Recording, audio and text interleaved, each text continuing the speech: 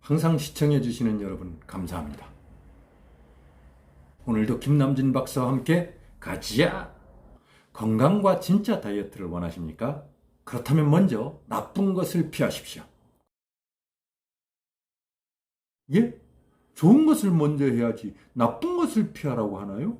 지금껏 식습관은 건강이나 다이어트에 좋은 음식들을 찾는 것과 어떤 성분이 들어있는지, 어떻게 먹는 것이 좋은지 등등 과학적이며 생물학적인 접근이 대부분이었습니다. 하지만 우리가 잊고 있는 것이 있습니다. 바로 우리 몸에 나쁜 것을 피하는 것이 더 중요하다는 사실입니다. 예를 들어 건강이라든가 다이어트에 좋은 음식이라고 할 수 있는 저칼로리, 저지방, 고단백질 음식을 잘 섭취하고 여기에 운동까지 잘 하면서 만일 트랜스 지방이 풍부한 간식들을 즐겨 먹는다면 우리 몸에 도움이 되는 음식들을 잘 먹고 또 운동을 잘하고 있다 하더라도 이것들이 좋은 것이 될 수 없다라는 얘기입니다.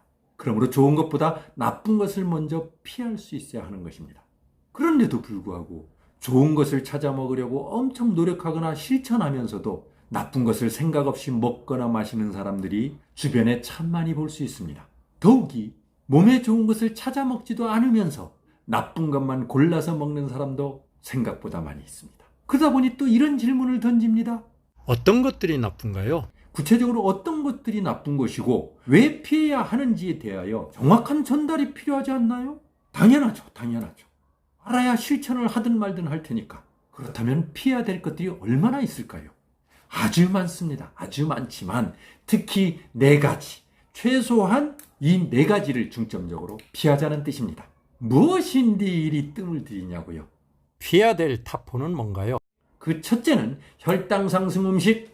혈당은 혈액 속에 함유되어 있는 포도당의 농도를 일컫는 말로서 우리 인체에 필요한 에너지원인 포도당을 사용하기 위해 항상 일정 수준 유지되어야 하는 것입니다. 그러나 고혈당이 지속될 경우 적혈구와 백혈구의 기능을 떨어뜨리고 신장에 부담을 주기도 하는 등 인체에 부정적인 영향이 커집니다. 또한 꼭 당뇨 환자가 아니라 해도 비만을 비롯하여 여러 가지 질환에 직간접적으로 영향을 미쳐 시너지 효과를 발휘합니다. 더구나 당뇨뿐만 아니라 심혈관 질환이 전혀 없는 사람도 혈당이 높아질수록 기억력과 일상생활 수행 능력이 떨어지고 심근경색이나 뇌졸중, 심지어 사망 위험까지 높인다는 보고가 있을 정도로 혈당 조절은 대단히 중요한 일입니다. 그런데 혈당 상승 음식을 좋아한다면 결과는 어찌 될까요? 어떤 음식이 상승하냐고요? 아이쿠, 중요한 얘기라고 결론을 얘기하지 못했습니다. 설탕이 들어간 단 음식들은 물론이거니와 생활 속에서 남녀노소 할 것 없이 즐겨 먹는 밀가루 음식이 그것입니다. 그 대표적인 것들이 수라든가 라면이라든가 빵이라든가 과자, 그리고 대부분의 인스턴트 식품들인 거죠. 물론 이것들도 음식들이기 때문에 먹고 당장 어떻게 되는 것은 아닙니다.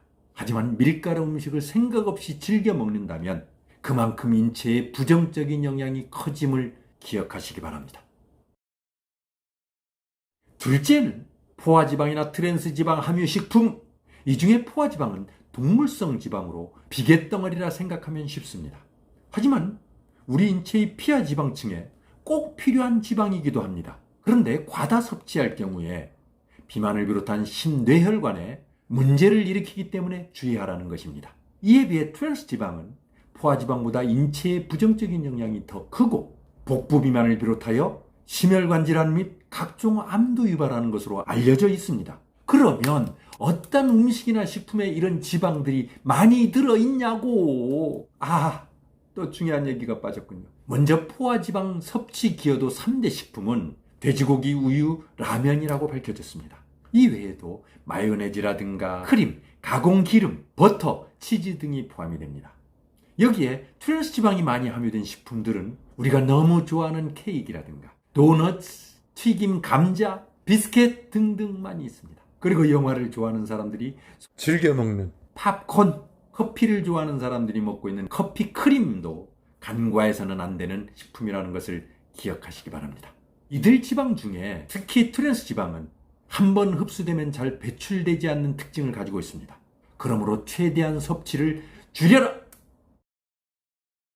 셋째는 시원함이나 달콤함으로 유혹하는 식품들. 갈증이 나거나 땀이 날 때 시원한 음료로 목을 적시는 그 맛은 안 마셔본 사람은 모를 정도로 만족감은 큽니다.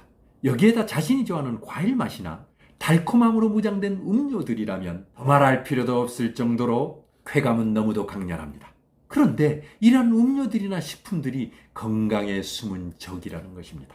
대표적인 것으로 말린 과일이라든가 과일 주스, 그리고 청량음료, 아이스크림 등등 많습니다. 저기요, 잠깐만요. 청량음료는 나쁜 것을 알면서도 마시고 그러는데 과일 주스라든가 말린 과일은 과일이 들어가서 더 좋은 거 아닌가요? No! 과당이나 설탕이 많이 들어있어서 건강과 비만에는 부정적인 기여가 큽니다. 그러므로 어쩔 수 없이 먹거나 마신다면 최소화 더 좋은 것은 안 먹는 것입니다. 그리고 네 번째는 건강식 같은 위선식품. 최근에 식사에 대용하라면서 많은 가공식품들이 쏟아져 나오고 있습니다. 그 중에서도 간편한 식사 대용, 간편한 아침 식사, 영양가 높은 식사 대용 등등 좋은 말들을 많이 만들어 판매하고 있는 것들이 있습니다.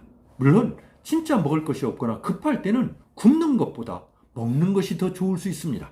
그런데 습관이 되면 이것들 역시 피가 되고 살이 되어 비만을 만드는 데 직간접적으로 기여한다는 것입니다. 대표적인 것이 시리얼 제품입니다. 이것은 곡물이라고 하지만 과자에 가깝고, 아니 그냥 과자라고 생각해도 좋다 이렇게 말하는 사람이 있을 정도로 설탕의 함유량을 비롯하여 비만의 부정적인 요소들이 생각보다 많이 깔려 있어 비만을 걱정한다면 조심하는 것이 좋습니다. 더더욱 습관적으로 먹는 것은 no, no, no! 더 큰 문제는 이러한 사항들을 알고는 있는데 너무 좋아하는 것들이라 끊지를 못하겠다는 거예요. 그렇다면 조금씩이라도 줄이기 위한 노력이 필요합니다. 내 몸이 가는 것은 한순간이기 때문입니다. 나는 괜찮겠지, 이 정도쯤이야, 이렇게 실험하다가 원하지 않는 질병에 노출된다면 큰 후회나 눈물이 나를 감쌉니다. 그 슬픔이 오기 전에 좋은 것보다 나쁜 것을 먼저 피하는 예방을 위한 실천 꼭 필요합니다. 그리고 또다시 생활 속 틈새를 찾아 열심히 뛰겠습니다. 오늘은 여기까지. 건강 닥터와의 계속적인 만남을 기대합니다. I'll be back soon.